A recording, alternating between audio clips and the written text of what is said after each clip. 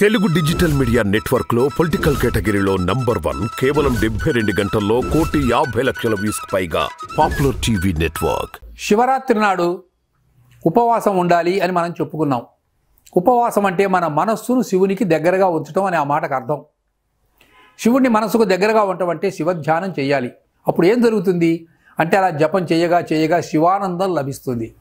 అన్నిటికంటే ఉత్తమమైనటువంటిది supreme and Sublime bliss, దాన్ని శివానందం అంటారు. లౌకికంగా మనకు కొన్ని ఆనందాలు లభిస్తుంటాయి, కానీ శివానందం అన్నిటికంటే ఇంకా ఎక్కువైనటువంటి ఆనందం. ప్రతి మానవుడు ఏం కోరుకుంటాడు? ఎవడు దుఃఖాన్ని కోరుకోడు కదా, ప్రతివాడు ఆనందాన్నే కోరుకుంటాడు.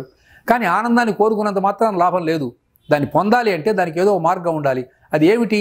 ఆ మార్గం ఏమిటి? ఆనందాన్ని పొందే మార్గం అంటే ఎవడో ఆనంద స్వరూపుడు అతన్ని ఉపాసించి అతన్ని మనం హృదయస్థం చేసుకున్నప్పుడు, అతన్ని మనం మనోగతం చేసుకున్నప్పుడు మనకు ఆనందం సిద్ధిస్తుంది. అలా చేయాలంటే బాగా కడుపు నిండా భోజనం చేసామనుకోండి, నిద్ర వస్తుంది. లేకపోతే మన మనస్సు ఇతర విషయములందు లీనమవుతుంది. కాబట్టి ఆహారం తీసుకోకుండా ఉండటం మంచిది. తీసుకుంటే వెరీ అల్పాహారం తీసుకోవాలి.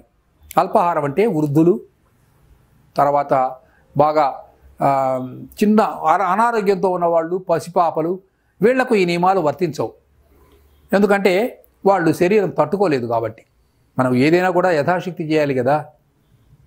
మరి పగలంతా మేము ఉపవాసం ఉండాలంటే మాకు ఈ రోజుల్లో అనారోగ్యాలు చాలా ఎక్కువగా ఉన్నాయండి.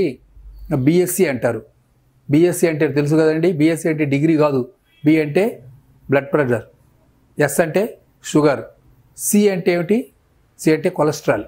కాబట్టి బిఎస్సి ఉన్నది ప్రతివాడికి కూడా ఈనాడు ప్రపంచంలో. కాబట్టి మేము ఆహారం తినకుండా ఉంటే అనారోగ్యం వస్తుందండి అని అంటూ ఉన్నారు కొంతమంది. మంచిది నాయన, ఆరోగ్యాన్ని మించింది మరేది లేదు. అన్నిటికంటే ముఖ్యమైనది ఏమిటంటే ఆరోగ్యమే మహాభాగ్యం అని చెప్పారు. కాబట్టి ఈశ్వరుడు ఆరోగ్యాన్ని ఇచ్చేవాడు. కాబట్టి మీ శరీరానికి ఒక పూట కొంచెం రెస్ట్ ఇవ్వండి. సంవత్సరం అంతా పనిచేయిస్తూనే ఉన్నారు కదా, ఈ శరీరం చేత పనిచేయిస్తున్నప్పుడు ఒక పూట రెస్ట్ ఇస్తే అది కూడా సంతోషపడుతుంది. అయితే మేము తినకుండా ఉండలేవండి, మేము డయాబెటిక్ పేషెంట్స్ అలా అంటారు. అలా ఏం చేయాలి? కొంచెం ఏదన్నా కొద్దిగా పలహారం చేయండి. ఇది ఎక్సెప్షన్, అంటే అపవాదము, అందరికి కాదు. ఇది ప్రత్యామ్నాయ మార్గాలు చెప్తూ ఉన్నాను. ఏదన్నా కొద్దిగా పలహారం చేయండి.